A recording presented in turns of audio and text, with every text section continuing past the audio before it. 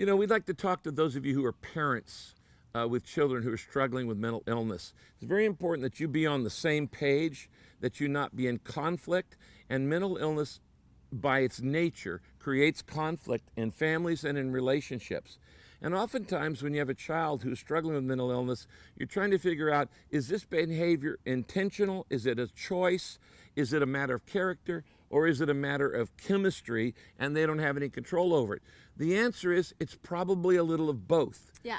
You know, that made me think Go ahead. I'm thinking of one of the therapy sessions that we went to years ago, Yeah. where the therapist, when I was trying to tease all that out and trying to figure out, is he doing this intentionally? Is he you know, he's just being naughty, or is this something he can't help? And he said it's like a layer cake.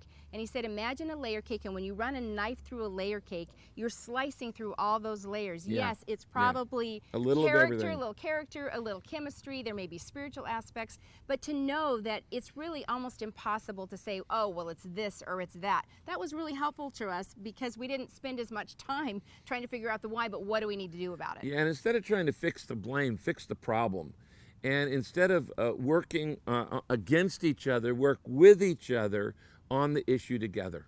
Yeah, that's, just to be honest, that was probably the hardest part for us in the years when our son was ill. Because we're different personalities to begin with. We look at life differently. And so we approach parenting different. And we approached how to help our son with mental illness differently.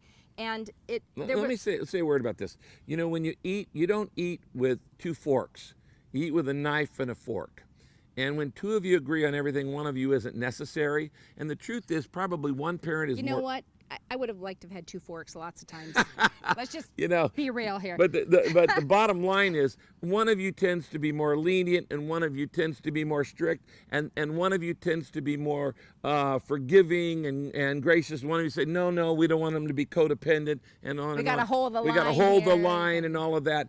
And that's going to create conflict in relationships. So it's very important that you talk together about this and you actually get help yourself. It's not just a help for your child, but get help for yourself. Yeah, we just don't want you to think you're the only ones. Yeah. Because in the years, particularly that when he was a little bit younger, we just felt like we were the only ones. That maybe we were terrible parents, and maybe everybody else could manage, you know, a child with mental illness, and there was something just wrong with us. Yeah. But the more parents I talk to, the more I realize this is universal, that any parent, any set of parents that are raising a child with mental illness, there's going to be conflict, there's going to be chaos, there's going to be times when you look at each other, and in fact, some marriages break up under the strain of trying to raise a child with mental illness. What we want to tell you is that you're not alone. We're praying for you, that there are people who care, and that there is help. And there are resources. There are resources, and for you to do whatever you can to find a way for the two of you to be as